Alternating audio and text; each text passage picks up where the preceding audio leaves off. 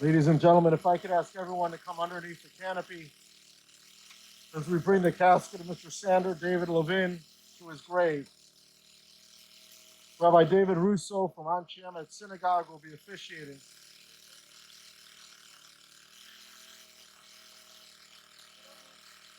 And for those of you who are here, we ask you to take a moment to be sure that your cell phones have been turned off.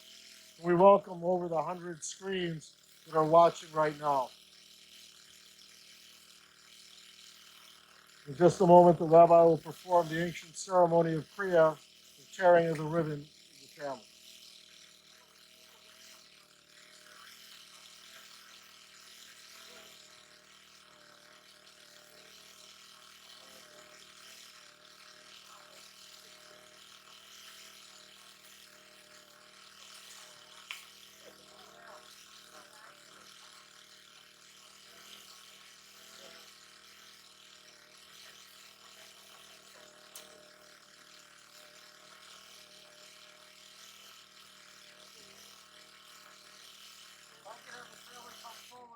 The rabbi performs the ceremony of Kriya.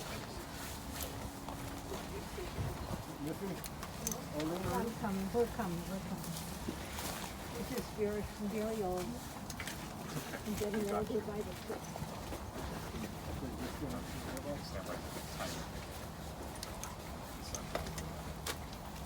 So guys, this is your circle of family.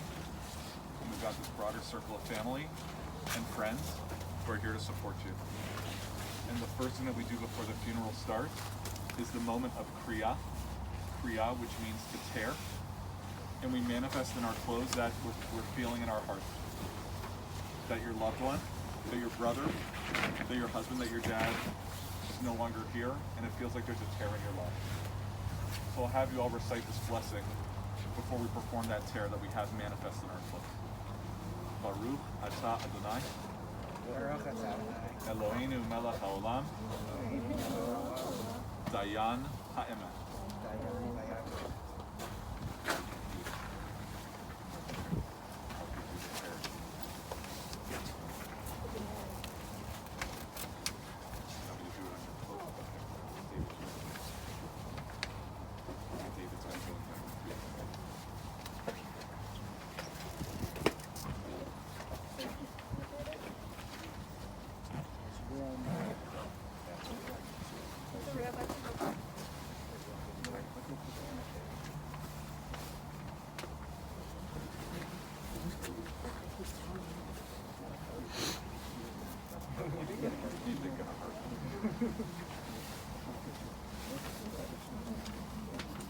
So then the last part that we do with this section is reciting the traditional words of Job about this feeling of having had this gift of your loved one and feeling his presence, the absence of his presence feeling so palpable.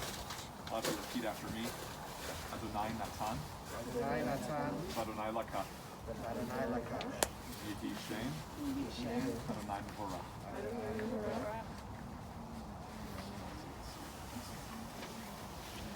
Or you can say.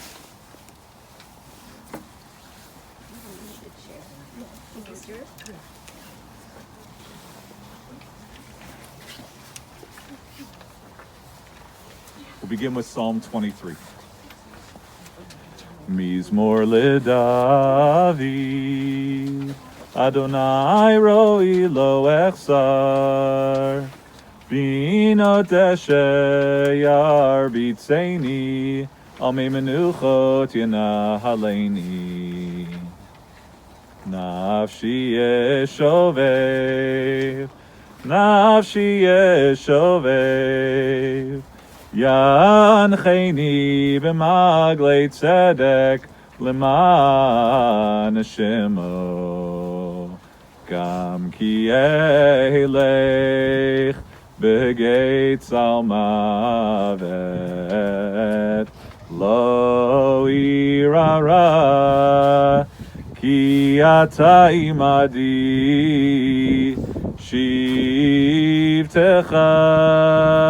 umishantecha shivtecha umishantecha hema yenachamuni Taroch lefanai shulchan, taroch lefanai shulchan, taroch lefanai shulchan, neged sorerai, dishanta vashemen roshi, dishanta vashemen roshi, dishanta vashemen roshi, kosi revaya, ach tov v'chesed,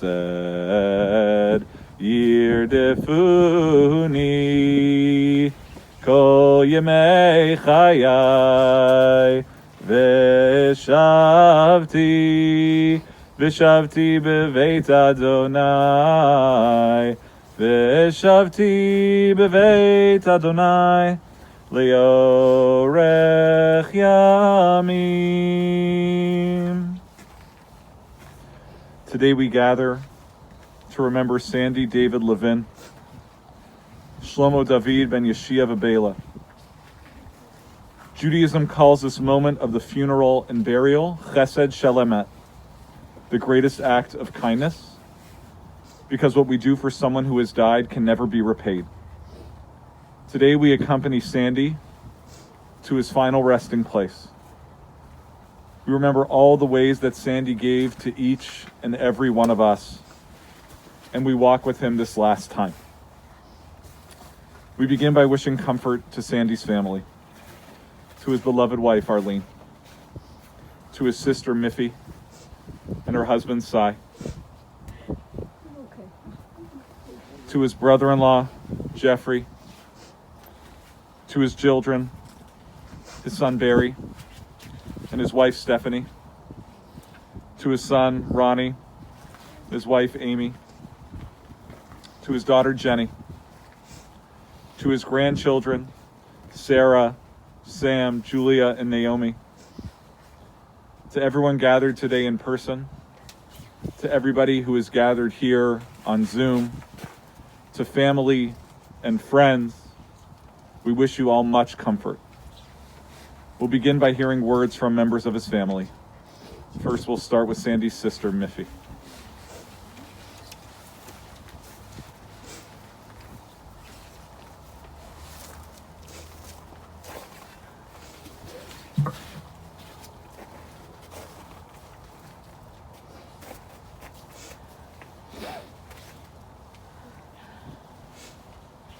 Dear Sandy, I promised Mama I would take care of you.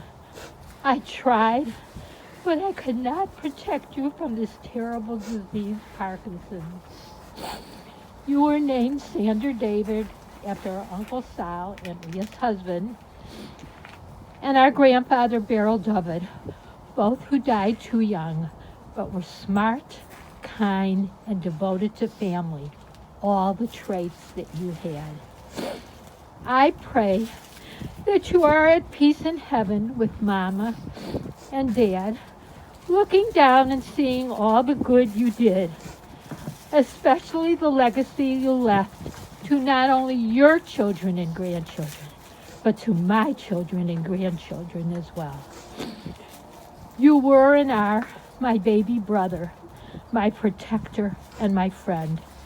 I will always love you and never forget you.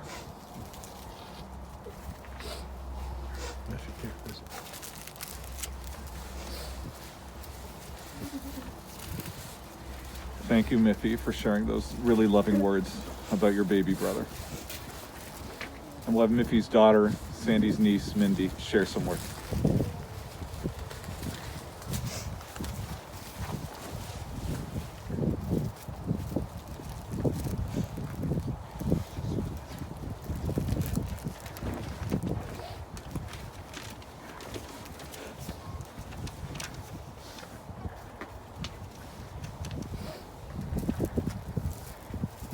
I am heartbroken right now, and I speak for everyone in our family who cannot bring themselves to speak right now. I am heartbroken not just for our loss now, but for the person Uncle Sandy was before his illness. Uncle Sandy was a force of nature, a strong personality, and so much fun. He was always up for anything. My mom always talked about how he was the prince of the family with his doting mother, sister, bubbies, and all the Shapiro aunts. Being the youngest of many, many grandchildren, everyone adored him, and Mom said that he was spoiled. Even though he came from a strictly kosher home, the story goes that Uncle Sandy and my Grandpa Sam used to like to go out to lunch to eat the unkosher stuff. And apparently, Great Aunt Celia once walked into the house to Uncle Sandy cooking. She asked him what he was cooking, and he told her it was fish. In reality, it was shrimp, and the pot was thrown out, but Uncle Sandy apparently never got into trouble. My mom and Uncle Sandy adored each other. You could see it in their smiles whenever we got together, and especially when they would reminisce about their mother and the Shapiro family adventures. Uncle Sandy and my dad acted more like brothers than brothers-in-law. They argued like brothers, but also loved and respected each other. Uncle Sandy had a sense of adventure. He loved to ski, sail, bike ride, cook, and read. And we have had many a family laugh about the boat he was going to take Aunt Arlene for a date on, but couldn't because it sunk. Everyone in the family knew that Uncle Sandy took the money that he inherited and apparently bought his first Corvette. And Brian and I were lucky enough to ride in one of his Corvettes. But it was his love of skiing that started the family ski trips that are my best memories. Our first year skiing with Uncle Sandy and his crew at Wilmot on Christmas Day was one for the ages. My dad ended up falling so often in his jeans that he had bruises up and down the right side of his body for weeks. But Uncle Sandy never gave up on the idea of us all going on a family ski trip. And so we went to Breckenridge, Vale, Tahoe, Whistler, Aspen, and Park City. And those one-week trips every year cemented the adult relationships among the cousins and the aunts and uncles and even the significant others that came into our family. Uncle Sandy had these huge long skis that would smash down all the bumps. And he had a measured pace and turns on almost any terrain. And Jenny and I used to like skiing in his tracks because he would smash the bumps for us. But then we followed him also in our lives outside of the ski slopes, becoming CPAs and lawyers. He always said that CPAs made the best lawyers. Jenny, he was incredibly proud to have you follow in his footsteps. There are many stories from these trips, but the most notorious was about Uncle Sandy skiing down a black run called Our Father in Lake Tahoe. Uncle Sandy could not make it down and was escorted off by the ski patrol. They told him, never come back here, and your family too. Uncle Sandy, you knew something about everything. He read and consumed and processed huge amounts of information constantly. I always felt like he was a walking encyclopedia and could talk intelligently on any subject. He was the best source for travel advice, help on college essays, or even just a good conversation. My parents told me that he scored in the top 10 in the nation on the CPA exam. Some people here have taken that exam. That is no easy feat. He was the smartest person that I knew. Uncle Sandy cared about family. It was the most important thing to him. He worked very hard, but always found time for family vacations with Aunt Arlene and Barry, Ronnie, and Jenny.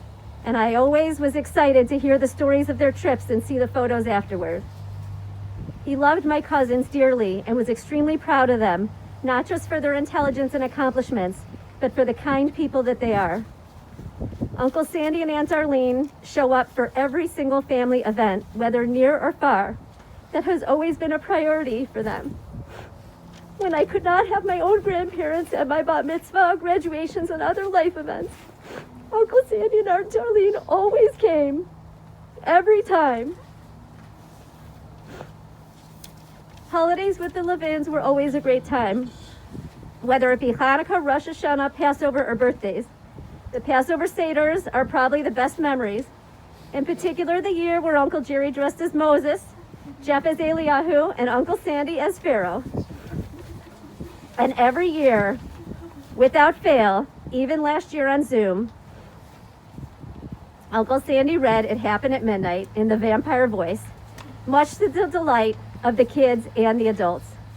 If you know this reading, none of us really understands how you can scare someone with a loaf of bread. In addition to visits and trips with their own beloved grandchildren, Uncle Sandy and Aunt Arlene found time to babysit, visit, and spend time with their great nieces and great nephews as well. My kids have loved your visits to New York and our visits with you in Florida. Great Uncle Sandy and Great Aunt Arlene are names that are mentioned with love and adoration in the Israel home.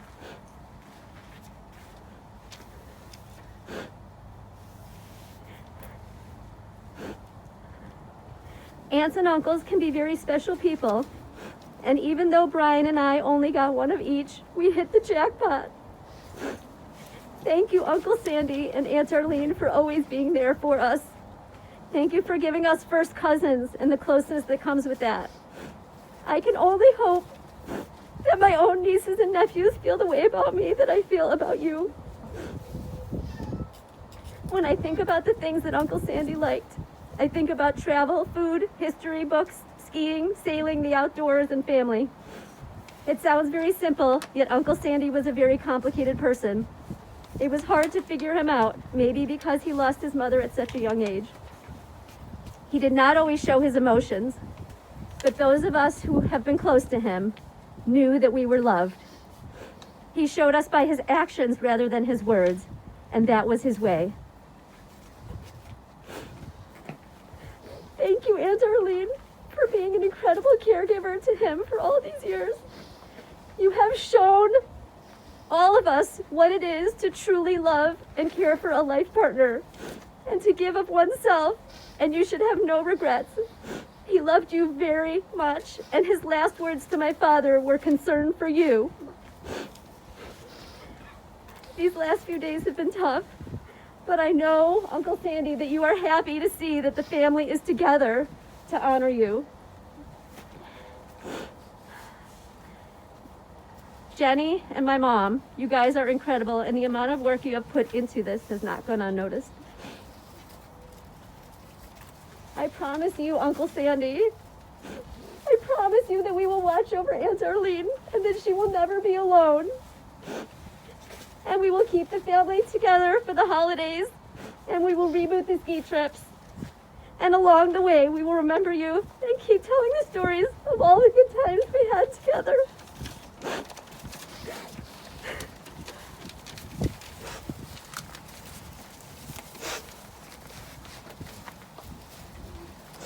Thank you, Mindy, for such heartfelt words about your uncle and your entire family.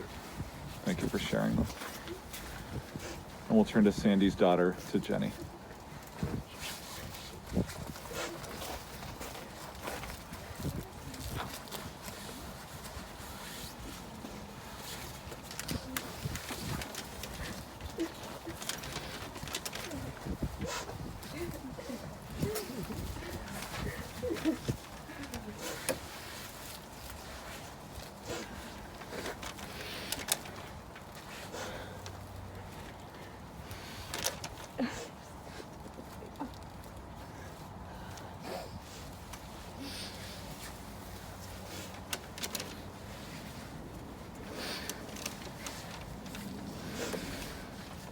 It is obvious to those that knew my dad that he was intelligent, decisive, adventurous, a bit stubborn, but always wanted to ensure those around him were taken care of.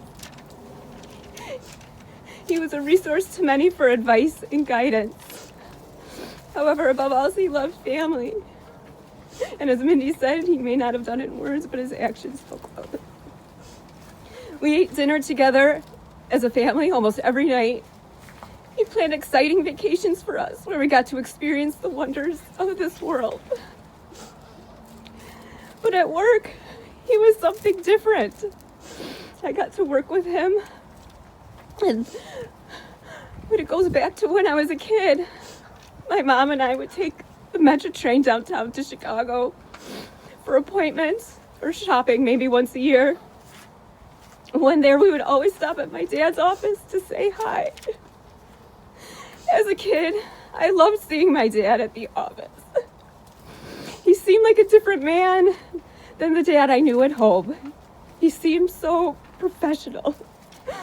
He sat behind a big desk, spoke strongly with confidence into the phone with his clients and to those at the office. He seemed to know all the answers and was so focused on his work. And sometimes he raised his voice at his computer when it wasn't working. As a kid, I thought, this is a businessman.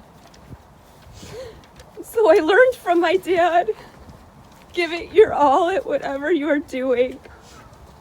Be professional, confident, and a resource to others for advice. Most importantly, family and friends, and planning your next adventure to explore the world around you is most important above all else. I know those who know me see many of these traits in me as well. He clearly had a huge influence on me, my life, and who I am today. He taught me so well about so many things. Even raising my voice at my computer when it isn't working. A friend of mine said, perhaps he left the best parts of him behind. I have no doubt that is true. He certainly has had an impact on all of us here. I love you, Dad, and I'll miss you so much. But I know he will be there with me, being my tour guide as I travel the world to places he's been and those beyond.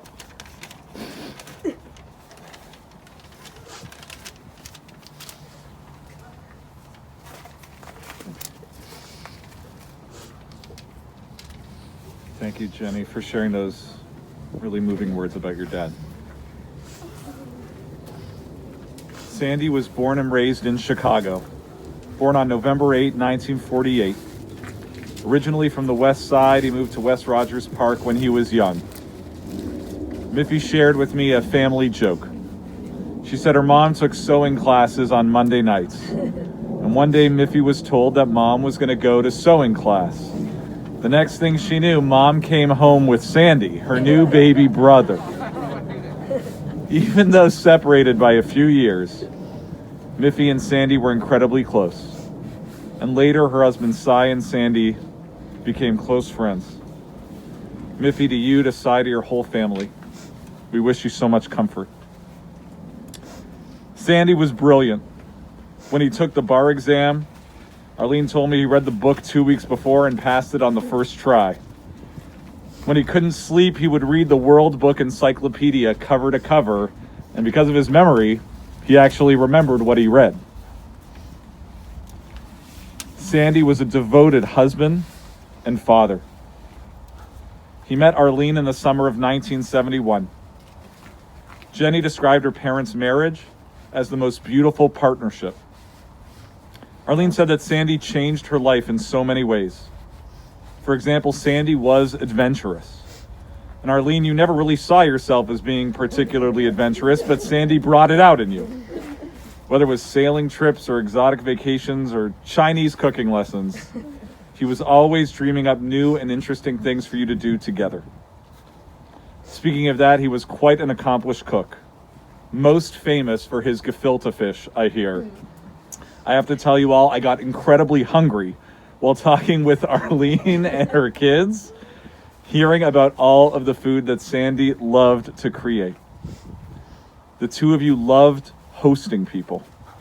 Once a year in October, hosting an annual Chinese food dinner when you would only invite a few couples. It was quite the golden ticket. What an honor to get to attend. People would say, oh, you're going to the Levin's Chinese food dinner. Arlene, I know that you and Sandy just had a magical marriage, especially like Mindy you just shared.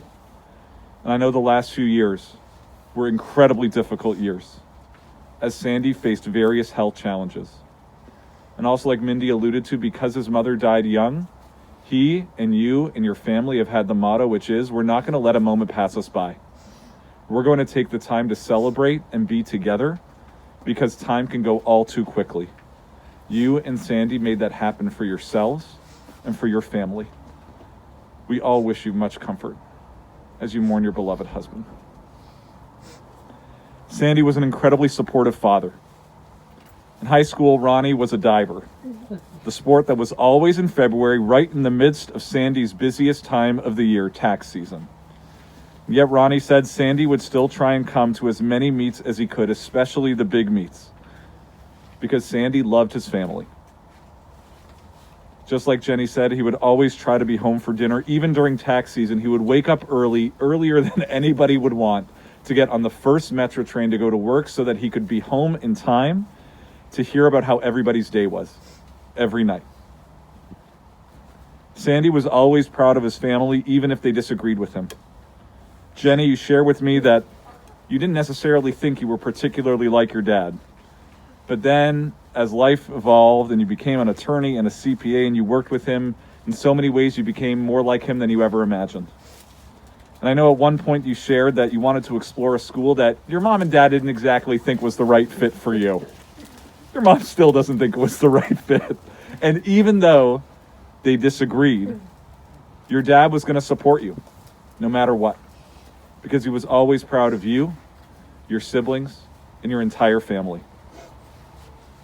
Sandy lived for vacations. He worked so hard, but he lived for those vacations together. He would set work aside for skiing, travel, spending time together. And Barry mentioned that even though your dad didn't particularly like amusement parks, he was willing to go to Disney World because it was fun for you. He would just bring a book with him so he could read while you guys were there. Barry, you told me your dad was just a voracious reader. You said he had the largest library of novels that you have ever seen, and that he was the only person that you have ever met who knew how to fill out a crossword that was blank without any of the... I don't know very much about crosswords, so excuse my ignorance. Oh, Sai, yeah? You a crossword expert? So he would fill it in, but like it didn't have the blacked in pieces or the numbers, so he would just do it from memory with a pen and not a pencil. That's crazy. Nobody who does that. Just Sandy. Sandy was a passionate Jew. He loved to study. He studied on a weekly basis, and even during the midst of tax season, he would still always prioritize his learning. And that also was a part of his tzedakah. Whether supporting JUF or Hadassah, Sandy and Arlene always prioritized supporting people and organizations. I heard from a few of your friends who emailed me, who reached out to me, who said, you need to know this about Sandy, but how Sandy and Arlene were the best of friends. Our tradition teaches us Kishmo Kenhu, that a person's name reflects who the person is. And I can't help but think about how appropriate Sandy's Hebrew name is and how it reflects him and how he lived his life. His Hebrew name is Shlomo David. So let's first talk about Shlomo. In Jewish tradition, Shlomo is considered the wisest man in our history. This coming week, we commemorate Shabbat Parah. An extra Torah reading will be read in which the rabbis consider it to be the most perplexing law in the entire Torah. It's one that involves a red heifer that purifies a person who had been impure, but those who prepare the offerings, by making it, they become impure. Our rabbis teach us that even Shlomo HaMelech, even King Solomon, considered the wisest man, could not explain this mitzvah. I bet if we asked Sandy, he maybe would have had an answer for us. What an appropriate namesake. And his middle name, David, I believe, exemplifies his spirit of adventure. David, as a young man, could easily have stayed on his farm and lived a simple and comfortable life. And yet David is approached because he is needed. Even when he could have stayed home, David chooses to take on the world and to bring on an entire nation with him to follow him. How appropriate is that for Sandy? We began today's service with Mizmor LeDavid, a psalm for David, Psalm 23. This psalm of David, one of Sandy's namesakes, is one that is traditionally recited during a time of mourning. And there's a particular line in the psalm that we recite, Gam ki elech begeit salmavet. We traditionally translate that as, though I walk through the valley of the shadow of death. But scholars believe that salmavet should more accurately be translated as utter darkness. Though I walk through the valley of utter darkness. The terrifying moment in the psalm is that we are walking through the dark, the place where we are most terrified and devastated and feel like we are walking alone. That is why the psalm continues, Lo irara, I have no fear, ki ata imadi, for you are with me. One of my dear teachers, Rabbi Benita Taylor, liked to edit this line a little, because that's what rabbis do sometimes.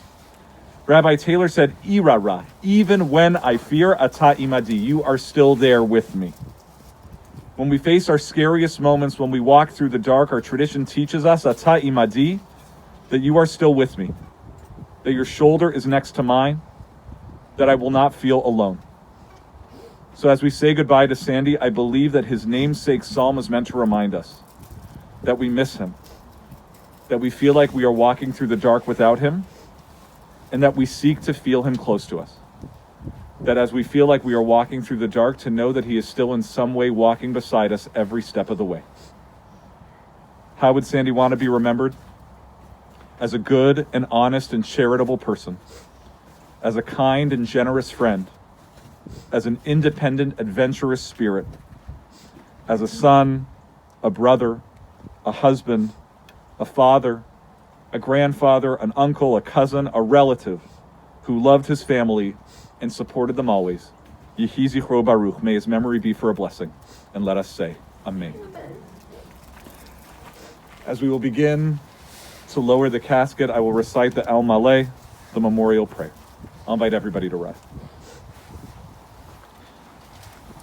El Maleh Rachamim, Shochein Bamromim, Hamtzei Menucha Nechona, Tacha Kanfei HaShechina, B'ma'alo Kedoshim Utorim, Kezohar Rakia Mazhirim, Et Nishmat, Shlomo David Ben Yeshia V'Beila, She'alach Le'olamo, B'Gan Eden Temenuchato, Ana Bala Rachamim, Hasti Reo B'Seder Knafecha Le'olamim, Utzror B'Tzror Achayim Nishmato, Adonai Unachalato, V'yanuach B'Shalom Al Mishkavo, V'nomar Amen.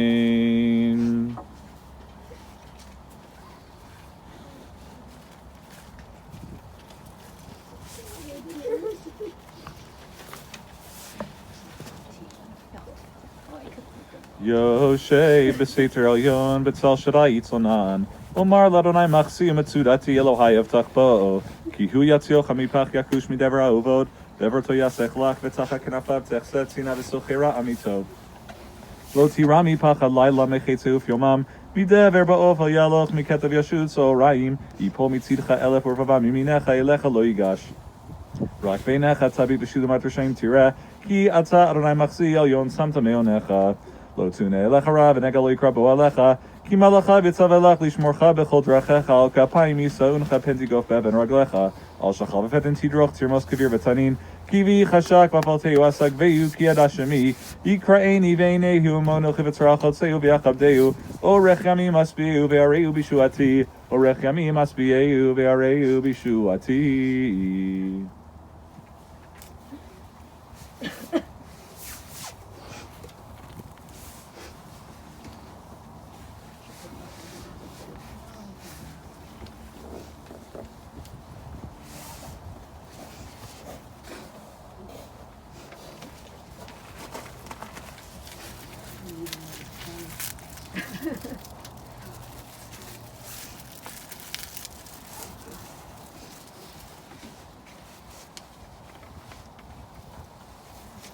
David has stock and Kleenex.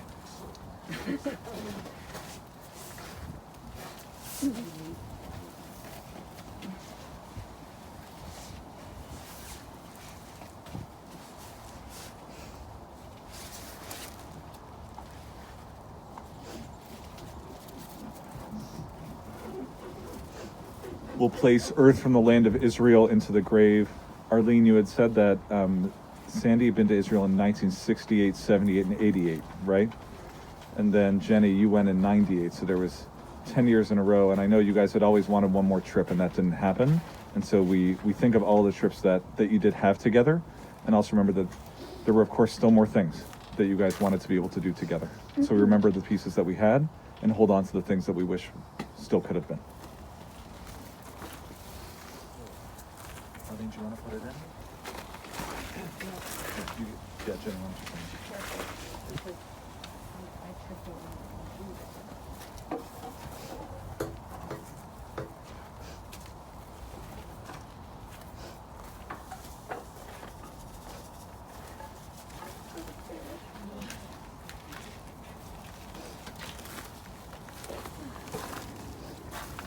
And as they place the vault cover over the grave, I'll recite the series of traditional prayers, Hatsur Tamim.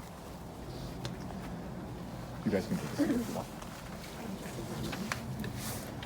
Hatsur Tamim Polo Kichol Berachav Mishpat El Amunah Ve'inav El Tzadik V'Yashar Hu.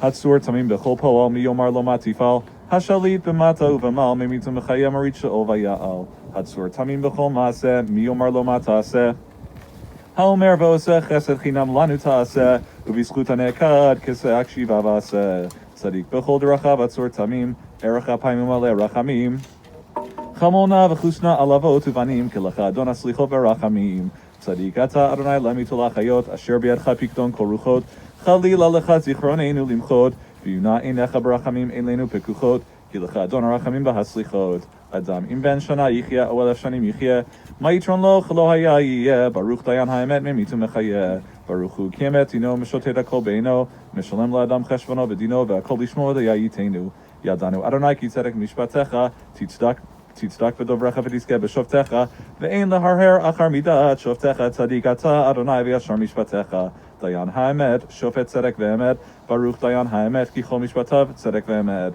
Nefesh Kol Chai B'Yadecha Tzedek Mala Yeminecha V'Yadecha Rachem Al Peitat Son Yadecha V'Tomar L'Malach Heref Yadecha Gedol Haitza V'Rabba Liliyah Asher Einecha Pekuchot Al Kol Darchei B'nei Adam Latet Lish Kidracha V'Chifrim Al Olav L'Agid Ki Ashar Adonai Tzri V'Lo Vatabo Adonai Natan V'Adonai Lakach Yishem Adonai Mevorach V'Urach U'Michaper Avon V'Lo Yashlit V'Yirba Le'Ashiva Po V'Lo Yair Kol Chamato.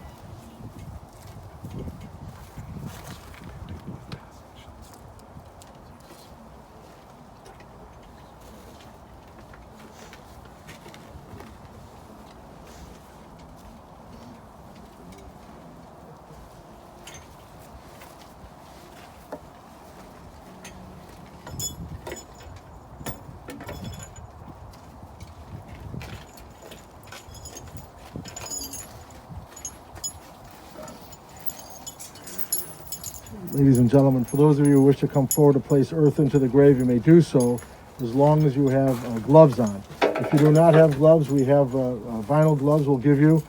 You can use a small container. We'll also ask the gentleman from the cemetery to place some earth on the boards with a larger shovel. Please come forward.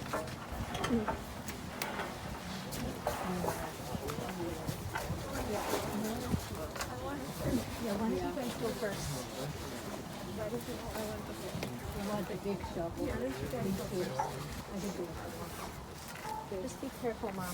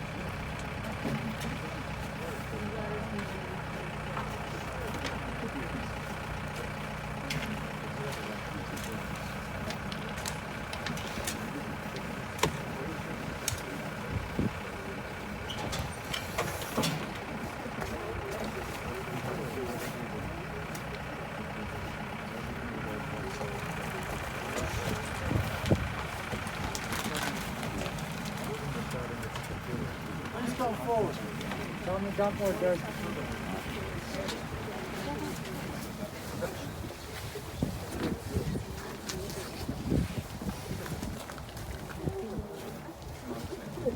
Please use both sides. Have them dump more dirt. We'll put on the bucket.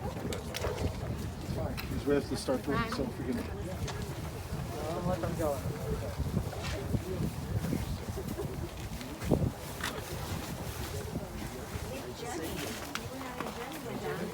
So sorry.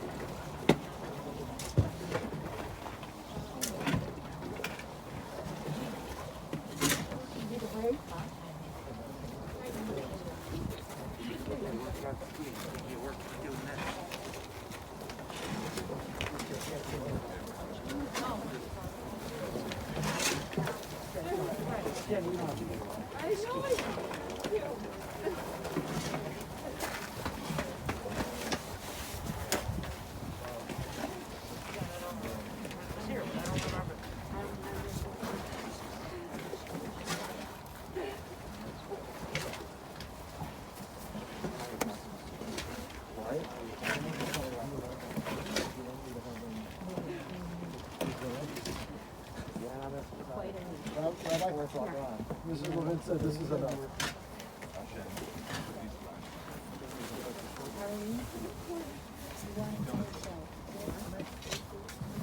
Ladies and gentlemen, in just a moment, the gentlemen from the cemetery are going to close the grave. Those of you who want to recite Kaddish, it's on the back of the folder. Jenny?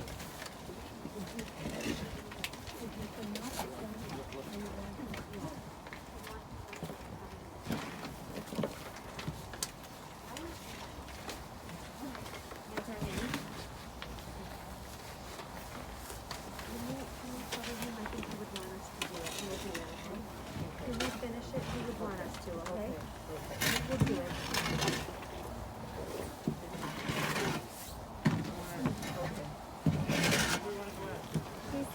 She said yes, we're gonna cover him ourselves. That's what he would have wanted. Gentlemen, stand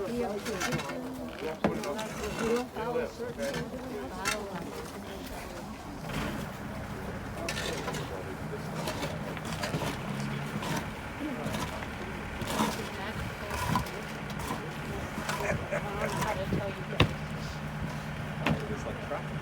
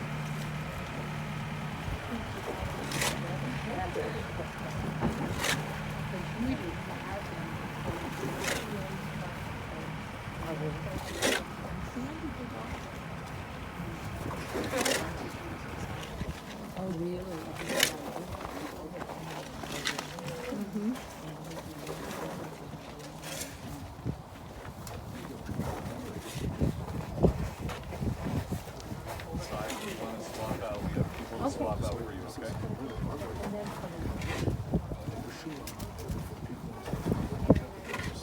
Side, when you want to swap out, we got you.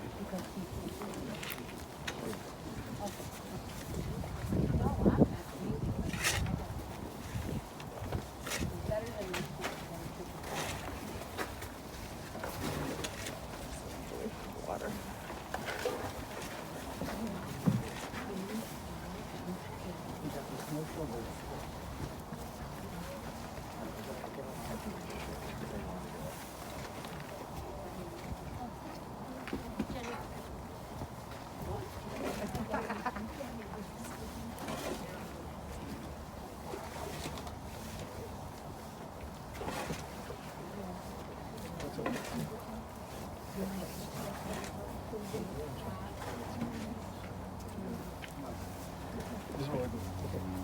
Ladies and gentlemen, we're going to pause for a moment. The rabbi's going to lead everyone in Kaddish. We'll have a shirah. For those of you who wish to come back to cover the grave, can do that. So you have the Kaddish cards. It's okay, we can say the Kaddish right. They'll be able to. Okay, go ahead. Because I want to make sure everybody has a card in each one.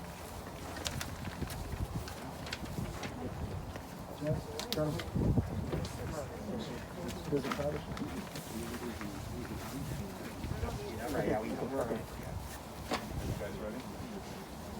V'tada, v'tada, shemei rabba, Amen. v'alma, nivrach, hirutei, v'amlit malchutei, v'chayehon, u'vyomechon, u'chayeh, l'chol beit Yisrael, v'agala, u'vizman karev, v'imru, amen.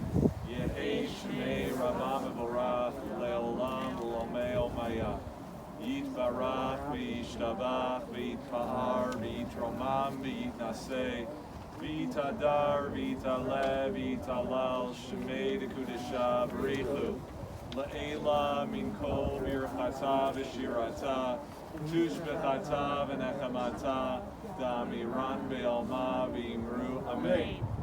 Yehei shlama rabba min shemayim v'chaim aleinu v'al kol Yisrael v'imru amen.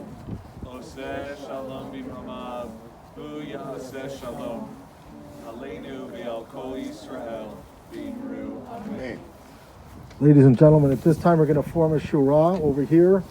So if we could ask everyone to be on double aisle, and the immediate mourners will walk through, and the rabbi will lead you in the traditional words of consolation. Also, memorial contributions in his memory to Hadassah Chicago North Shore or the Parkinson's Association of Southwest Florida. That information is on the service folder. And for those of you online, all that information is on our website. At this time, we're just going to watch the Shura, then we're going to turn off the online portion and then continue with the burial. As Sandy's family walks through, the Shura walks through family and friends, we're wishing you these words of comfort. I invite you all to repeat after me. Hamakom, Yenachem, Etzchem, Beto, She'ar, Aveleh, Zion, Yerushalayim. May you feel the warmth and embrace and love of your family, your